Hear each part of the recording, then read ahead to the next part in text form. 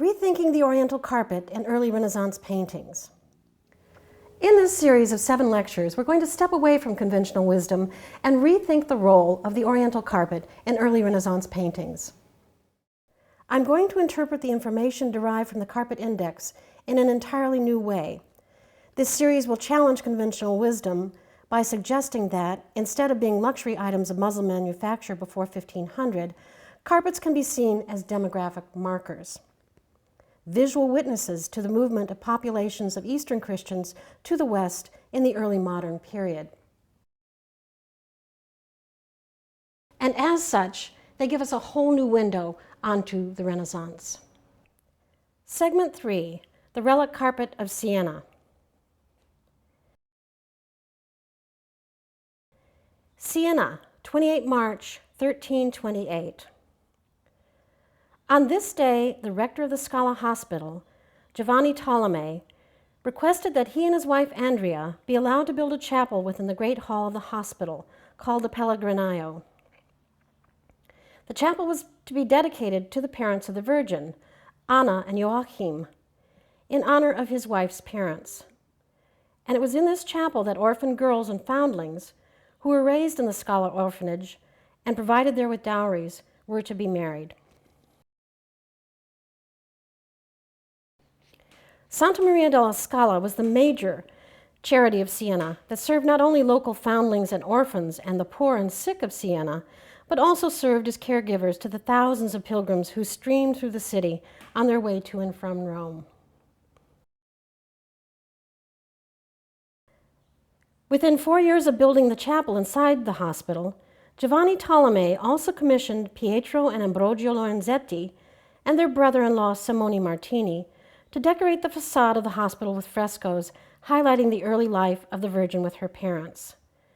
The fresco itself is long gone, so I've imposed a copy of it here, because it's here, around 1333 to 1335, on the facade of the city's major charity, and at the commission of a particular family, the Tolomei family, that the carpet first appears in Siena in its initial role as a wedding carpet.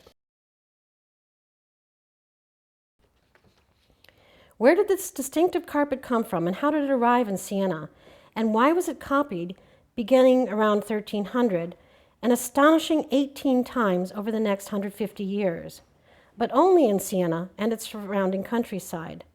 How do we reconcile any of this information with traditional theory? I'm not going to answer these questions by saying that this repeating carpet was a luxury item of Muslim manufacture, because clearly in this instance, it isn't. It's a modest, folkloric flat weave with a tree of life motif that over time appears to become faded and fragmented with age. Yet it continued to be copied. And as such, I suggest that we need to consider this repeating carpet to be a relic and treat it as a demographic marker of the movement of small groups of Eastern Christians. My research suggests refugees from the Armenian kingdom of Cilicia in Asia Minor into Tuscany by the early modern period. What sort of evidence do we find for that speculation? As in the last segment, we're going to look at 3 forms of evidence: pictorial, historical, and demographic. No single form of evidence is conclusive in itself, but added together they make a fairly cogent case for the following story. If we begin with the pictorial, we immediately find a strong Franciscan link to the relic carpet. In that, of the 18 paintings themselves, at least 13 of them are overtly Franciscan in theme, or feature Franciscan saints, or are known to have come from Franciscan churches in Siena and its countryside. So what's the possible connection between the Franciscans and the supposedly Armenian relic carpet that I claim was venerated in the Tuscan countryside? Well, in fact, there's a strong historical link between the Italian Franciscans and the Armenians of Cilicia in the 13th century that's well documented, if not well known. We know from numerous sources that during their first 75 years in Asia Minor, the Franciscans converted many of the kingdom's nobility and upper classes to the Latin form of worship. Even King Hetoum II became a Franciscan tertiary and was buried in the order's robes when he died in 1307. Living among the Cilicians for 75 years, the Franciscans were certainly exposed to the kingdom's exceptionally skilled illuminators, such as Taurus Roslin and many others, whose workshops produced superb ecclesiastical manuscripts around the mid-13th century.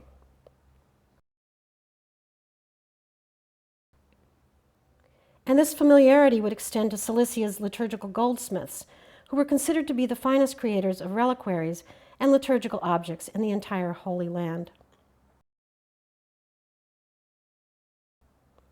However, by the time of the fall of Acre to the Egyptian Mamluks in 1291, both the Franciscans and the Cilician artisans were in trouble. Like so many other Christians, the Franciscans found that it was prudent to leave the Levant, and they regrouped back in Italy.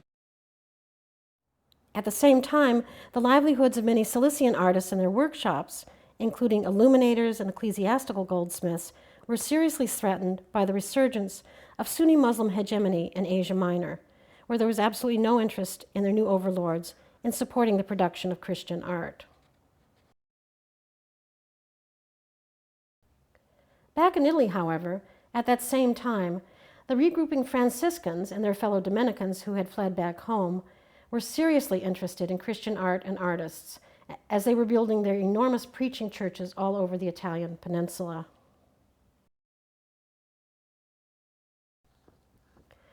And it's in this historical context, I suggest, that the Franciscans became the link as sponsors for families of Cilician artists, especially illuminators and goldsmiths, seeking to leave Asia Minor and resettle in the town of Siena. The bustling pilgrimage road town was a natural marketplace for religious objects of every variety: icons, small devotional altarpieces, and gold liturgical objects of every price and quality. And here I want to cite the excellent work of Diane Norman and Hayden McGuinness, and especially that of Keith Christensen of the Met in New York, who've written so extensively on the art and material culture of Siena.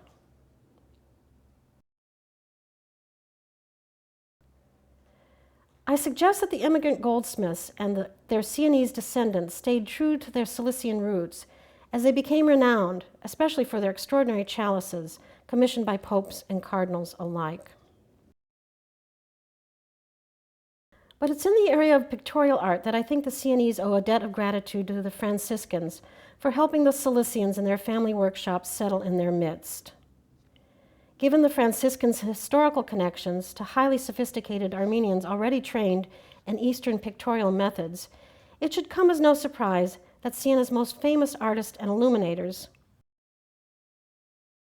have been consistently called Byzantine-influenced, unlike their more progressive Florentine counterparts. So I suggest that the Franciscan, Cilician, Sienese connection is particularly strong in the magnificent outburst of paintings in the city in the 13th and 14th centuries, even if this link is usually unremarked upon by most of my colleagues.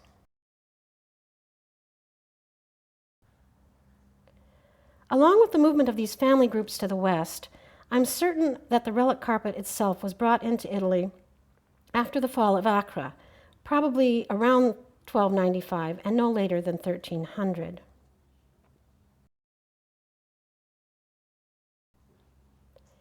Having established a Franciscan connection to Cilicia, we can now follow the progress of the carpet as it settles into Franciscan Siena. We've already noted that at least 13 of the 18 paintings have a connection to the Franciscans from 1300 until about 1462. And so using chronological data from the Carpet Index, it's instructive to follow the appearance of each of these paintings over time. The first time the carpet appears, it's in Giotto's Jubilee altarpiece for St. Peter's in Rome, painted for Cardinal Stefaneschi, a patron of the Franciscans. This is followed by an altarpiece for the Franciscan order in the Tuscan city of Pisa, where the carpet appears in two predella panels relating to the life of St. Francis. This painting is now in the Louvre. We next see it below the feet of St. Louis of Toulouse, a Franciscan who was canonized in 1317, and this painting was by the Sienese master Simone Martini. It's next depicted actually in Siena, on the facade of the Scala Hospital around 1332, where it was commissioned by the rector of the Civic Charity, Giovanni Tolomei, and this is the carpet painting that began this segment. By 1400, the relic carpet had been painted at least 6 times, with 5 of them Franciscan in theme.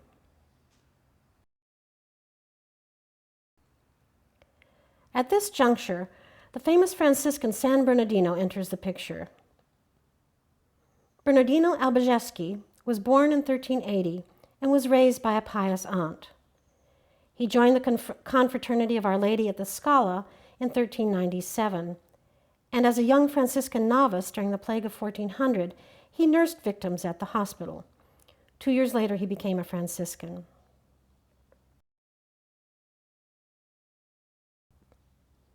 As he matured, it became apparent that Bernardino had a gift for preaching public sermons that were wildly engaging. He attracted huge crowds in Siena and wherever he traveled across Italy, preaching against sin, conspicuous consumption, and the Turks. In 1425, after one of his sermons, the phenomenally popular San Bernardino was introduced briefly to a devoted young follower, Silvio Piccolomini, seen here in the blue cloak, who begged to be allowed to join the monk. But there was something about the young man that made Bernardino dissuade him from embracing the aesthetic wife. And this was a good call, as Silvio had years ahead of him of writing erotic poetry and having affairs before he settled down in his 40s and became serious about his religious career. To the astonishment of everyone who knew him, when he was young, Silvio became amazingly successful in Rome, as we shall see later. Locally, the relic carpet merges with the ministry of Bernardino around 1425. And at least 5 more paintings of the carpet linked to the Franciscan San Bernardino will be painted in the Sienese contado or countryside by the time of his death in 1444. One of these, a sizable altarpiece now owned by the Brooklyn Museum, was probably painted to be part of an ensemble of works planned for Bernardino's favorite retreat, the Osservanza. This tranquil refuge was in the hills over Siena, less than 5 miles away from the city, but worlds apart, where Bernardino went to replenish his spirit whenever he could. Nevertheless, by 1455, after his death and canonization, the legacy of San Bernardino had added 8 additional paintings to the original relic carpet collection.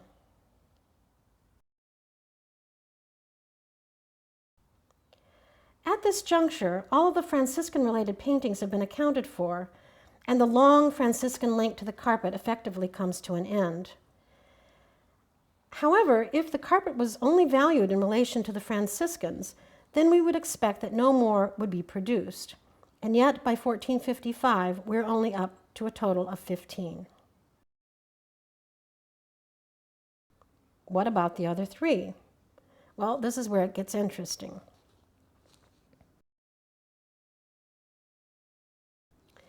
Remember, in 1425, San Bernardino had met the young Silvio Piccolomini. And quite unexpectedly, as Silvio matured, he gave up his carousing, and in his 40s he embraced a religious career instead. To everyone's amazement, this writer of erotic poems and the father of an illegitimate child had become the consummate social climber, and he was elected pope in 1459. As Pope Pius II, Silvio Piccolomini appears to have taken over the patronage of the relic carpet that had been so recently associated with San Bernardino. Possibly this was to continue the memory of a beloved fellow citizen, but far more likely the self-absorbed Silvio took up the patronage for other, far more important reasons, as we'll see later.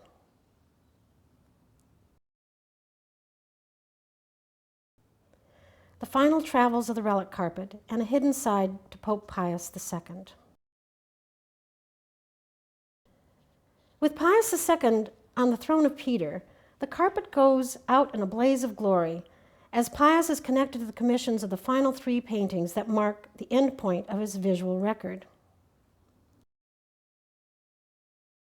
The visual record suggests that Pius removed the carpet to the southern Tuscan town of Pienza, a model Renaissance city that he was building over the squalid little village of his birth, Corsignano.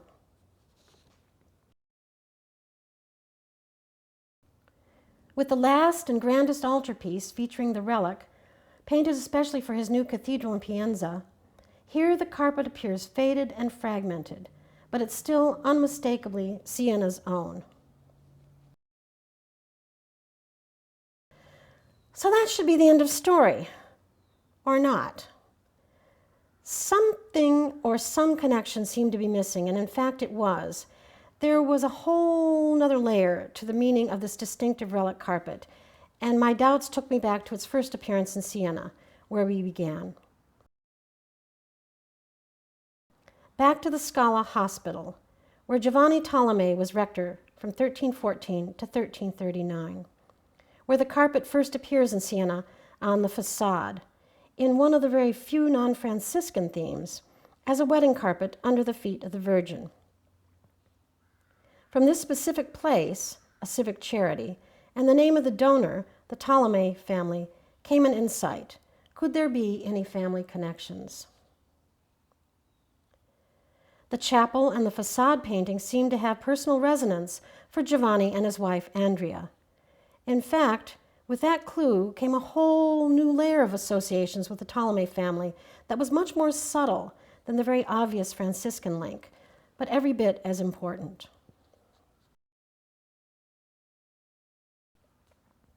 And I'm going to propose with my remaining slides that we might have a very interesting Italian-Armenian family story to tell here as well, so bear with me. It involves the well-known Tolomei family, who were quite prominent in the Sienese contado, or countryside, for many centuries in the late medieval, early modern period. For instance, the gentleman kneeling in the striped robe is Nello di Mino Tolomei, who was the podestà or mayor of San Gimignano in 1317. In a signal mark of Italian success, they even had their own family saint, the Blessed Bernardo, who founded the Olivetan order. The family had an impressive palazzo in the heart of Siena. Certainly the family was well established in banking and commerce in the city by the middle of the 13th century, and their members played prominent roles as administrators and philanthropists in the Sienese countryside throughout the early Renaissance.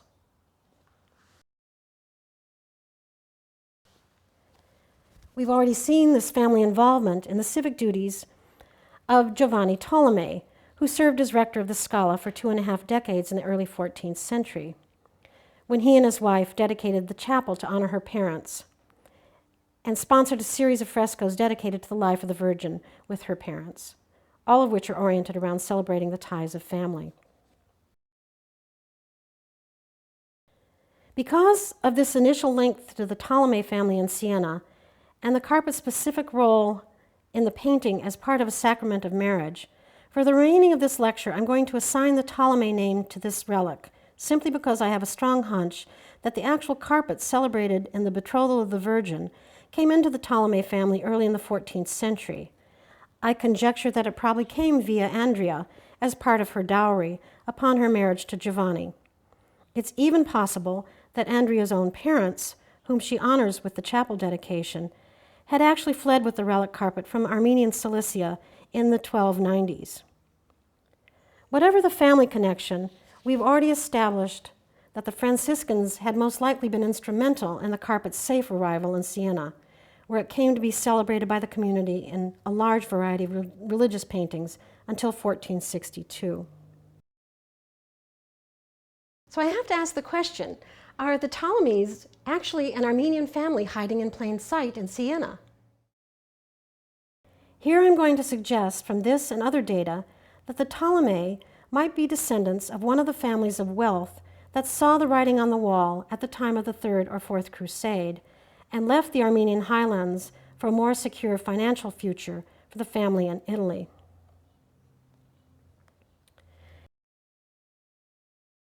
And here we need to bring the subtle method of anthroponymic data into play, where proper names and place names can yield important ethnographic clues.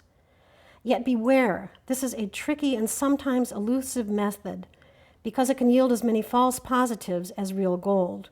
So one has to be careful when employing it by constantly checking it against historical context. For instance, take the surname Ptolemy itself. All of the writers agreed that the name, and hence the family, was not native to the city before the late 12th century. One 18th century biographer of the family proposed that the name obviously derives from the Greek-Egyptian name Ptolemy, famous rulers of Egypt after Alexander the Great. This has lots of exotic cachet, but very little historical substance. Others think the name has noble origins in Lombardy around the time of Charlemagne, but this too is vague in its historical value. I'm going to go with simple. Given the historical context of what was going on in the 12th and 13th centuries, I'm proposing that we might be safe with a family name that derives from the Eastern Christian origin, where Ptolemy is a contraction of Bartolome, or son of Bartholomew.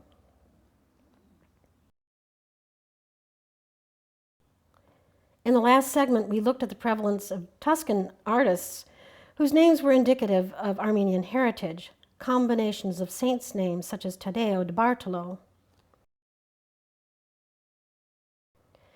And I asked you to become sensitive to these possible ethnic indicators, especially the names Bartolomeo or Bartolo.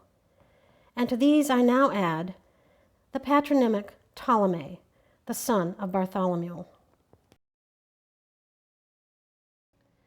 So let's follow the highlighted family name and see where it leads us. By 1400, the relic carpet had been painted at least 6 times, with 5 of them Franciscan in theme, and the 6th commissioned by the Ptolemy family. Bernardino Albigeski was born in 1380 and raised by a pious Ptolemy aunt.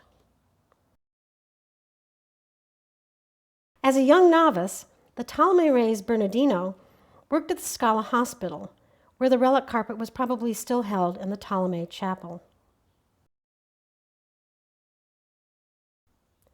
He preached widely, but his most enthusiastic home base was in Siena. There, in the home church of San Francesco, he had a following of local Ptolemy families supporting him. Remember that in 1425, San Bernardino was introduced to a devoted young follower, Silvio Piccolomini. We don't know how Piccolomini got a coveted meeting with this Franciscan superstar, but it might not have hurt that the young man had been born Ennius Silvius Bartholomeus Piccolomini. And, like San Bernardino himself, Pope Pius II had been raised by a Ptolemy aunt, Bartolomea Ptolemy. This family link between the Piccolomini and the Ptolemy is seen on the Bucerna cover that shows and records the papal coronation of Pope Pius II, which also features both the Piccolomini and the Ptolemy shields below, and they're quite similar in design. When Pius II became Pope, he had his parents' remains reburied in the Ptolemy-favored church of San Francesco. From there on, we moved to Pienza, 1462. Pius rebuilt the humble, almost squalid town of his birth south of Siena, called Corsignano, into a magnificent first instance of a Renaissance city, which he then christened after his papal title, Pienza. This hill town was completely reimagined and rebuilt with papal palaces, a magnificent town square, and a new cathedral, which he also made sure was upgraded to a bishopric, or the seat of a bishop. Nothing in the planning of the town was left to chance or serendipity. Pius II was possibly the first micromanager in the history of early modern era. Every inch of the interior of the new cathedral was planned to the nth degree. He especially commissioned locally renowned painters to create a unique ensemble of 6 large altarpieces, which he had installed in their own side chapels. The high altar was lit by soaring lancet windows, and the entire interior was filled with breathtaking light. Pius himself, in his commentaries, describes the dedication of the cathedral on August 15, 1462, the feast of the Assumption of the Virgin. There, amidst a gorgeous papal ceremony, each of the 6 altars with their specially painted altarpieces above them was personally consecrated by Pius himself, who placed relics within each and sealed them with his seal, and none of the seals have been broken. I think the Ptolemy relic carpet lies undisturbed here in sleepy, perfect little Pienza, far from its place of origin in Armenian Cilicia, and far from the hue and cry of crusaders and Muslims fighting over every inch of the Levant, even far from the hustle and bustle of the pilgrimage town of early modern Siena. Here it quietly survived the depredations of World War II as the Allies and the Germans fought to the bitter end over this patch of Tuscany.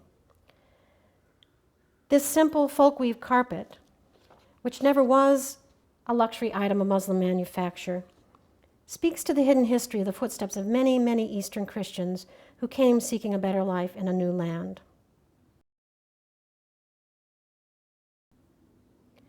And possibly even, it speaks to the forgotten family history of Pope Pius II. Could Aeneas Silvius Bartholomeus Piccolomini, could he possibly have been the first Italian Armenian pope? Well, it's a thought.